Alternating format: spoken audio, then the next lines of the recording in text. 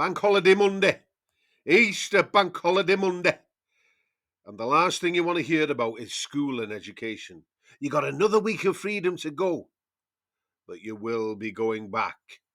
But to what? If we're to believe the teaching union, the NASUWT, then teachers will be going back to violent and abusive pupils. Pupils will be going back to large, noisy classes, bullying, isolation, and loneliness. Schools are hothouses of education, but they're not educating holistically. They're force-feeding facts and teaching to the curriculum, which are being inspected by Ofsted. Teachers, guided by their union, are now concerned about suicide among the teaching profession because of Ofsted and their one-word descriptors of schools. Inadequate. But don't we all leave school as inadequates? Even those who've got their GCSEs and A-levels. Even those who don't take a year out and go on to university and careers. Even in the minds of the most robotic of these, ticker tapes the word inadequate. Schools, those institutions of educational grooming, have hold of us for too long. 11 to 16, the most important and vulnerable years of our lives, where we should be treated like Dresden, China, not bombed with information from curriculums and exam boards via their flying monkeys, the head teachers and heads of department. There is too much that can go wrong in those years, and we have just been witness to one of the most devastating events to affect the confidence of young people, the COVID pandemic lockdown. Now, however much we would like to, we cannot blame the government and Ofsted for that. But I think we know that a large proportion of the young people whose educational grooming was affected by the COVID pandemic lockdown will never catch up. GP surgeries are already full of desperate young people looking for somebody to talk to, but there is nobody to talk to. But there are pills that will affect the still developing mind. So many hurdles are put in front of children and young people that I'm surprised that we are not a nation of Olympic hurdlers by the end of our concentration camps of educational grooming. The subtlety of the mind control of the education system, like religion, lasts over so many years. It is a conformist brainwashing that is challenging enough for neurotypicals. But if you are neurodivergent and anywhere on the spectrum, it can be and often is a living nightmare.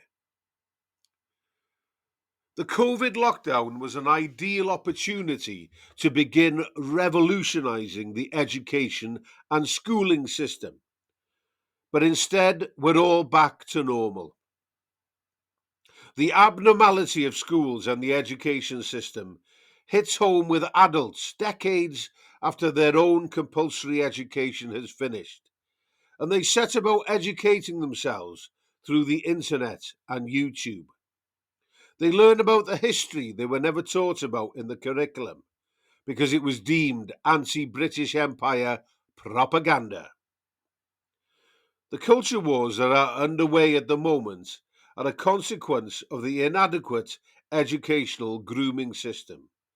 Polarized, black and white thinking from an early age. No subtlety, no nuance, just right and wrong, and if you don't agree, you will get detention. Okay, enough moaning and groaning. What does this disconnected voice suggest we do about it? Instead of treating human beings as units of economic productivity, we treat each other as holistic beings. We do not judge people on their ability to produce and contribute to society, but by their ability not to be a bullying, competitive, selfish arsehole. Bullies do well in the world of work because they've learned how to control people by intimidation in school. Instead of examinations by boards and examinations of schools by Ofsted, schoolwork is continuously assessed. You are not continuously tested and examined.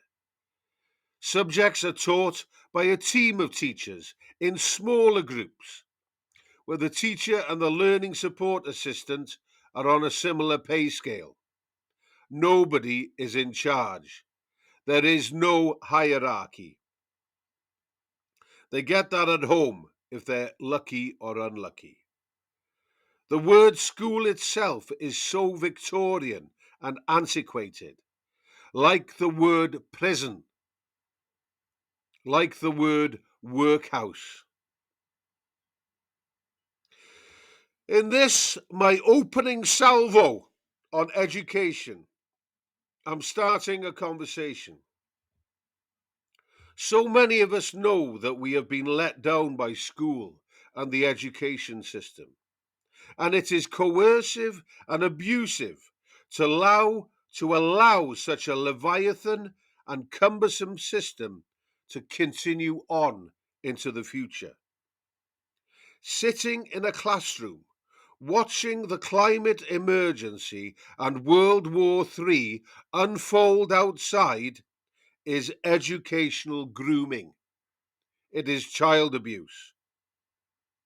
What are we, the adults, doing to try and assist the lost generation who were hammered by the COVID pandemic lockdown? Your comments on this subject would be welcome below, please. Diolch yn fawr iawn am wrando. Thank you for listening.